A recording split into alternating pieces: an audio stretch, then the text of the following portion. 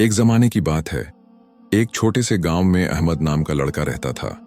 वह नहायत गरीब घराने से ताल्लुक रखता था, लेकिन दिल का बहुत नेक और सच्चा था। उसका पिता एक मजदूर था जो रोजाना सुबह सवेरे काम पर जाता और शाम को थका हारा वापस आता। अहमद अपने बाप की मदद के लिए कभी लकड़ियां इकट्ठा करता, कभी बाजार में छोटे मोटे काम करता ताकि घर का खर्च चल सके। अहमद को शुरू से ही उसकी माँ ने सिखाया था, बेटा हमेशा सच बोलना, चाहे दुनिया तुम्हारे खिलाफ क्यों ना हो, अल्लाह सच बोलने वालों के साथ होता है। यह बात अहमद के दिल में उतर गई थी। वह हमेशा सच बोलता, चाहे उससे नुकसान ही क्यों ना हो जाए। इम्तिहान का दिन एक दिन अहमद बाजार से वापस आ रहा था।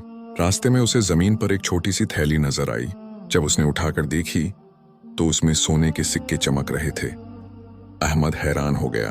उसने सोचा कि यह किसी अमीर आदमी की होगी जो शायद गिरा बैठा हो।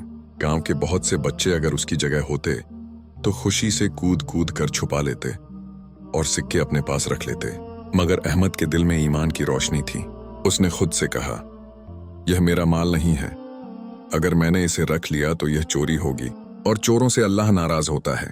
चनांचा वह थैली लेकर गांव के चौक में जा खड़ा हुआ और जोर से पुकारने लगा, क्या किसी की सोने की थैली गुम हुई है?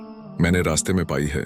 लोग इकट्ठा हो गए, लेकिन किसी ने दावा नहीं किया कि वह उसकी थैली है। आखिरकार एक बूढ़ा ताजिर हाँफता हुआ आया और बोला, बेटा वह थैली मेरी है, उसमें 12 सोने के सिक्के हैं और एक छोटी सी चांदी की अंगूठी भी। अहमद ने थैली खोलकर देखी, वाकई वही चीजें थीं। उसने तुरंत थैली उस बूढ़े को लौटा दी। बूढ़े ताजिर की आंखों में आंसू आ गए। उसने अहमद से कहा, बेटा तुम चाहो तो ये सिक्के तुम्हारे हो सकते थे, लेकिन तुमने ईमानदारी का रास्ता अपनाया। मैं तुम्हें इनाम देता हूं, ये 10 सिक्के रख लो। अहमद ने मोदबान अंदाज में जवाब दिया, नहीं चाचा, मुझे किसी इनाम की जरूरत नहीं, मैंने तो सिर्फ अपना फर्ज अदा किया है। ताजिर बहुत प्रभावित हुआ। उसने दिल ही दिल में दुआ दी, ए अल्लाह, इस बच्चे को दुनिया और आखिरत में कामयाब कर। वक़्त का पहिया घूमा, कुछ साल गुजर गए। अहमद बड़ा हो गया और इल्म हासिल करने के लिए शहर चला गया। वह दिन रात मेहनत करता रहा।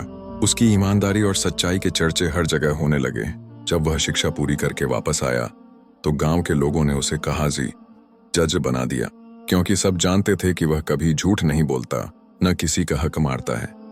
एक दिन वही बूढ़ा ताजिर, जो अब बहुत कमजोर हो चुका था, अहमद के पास आया।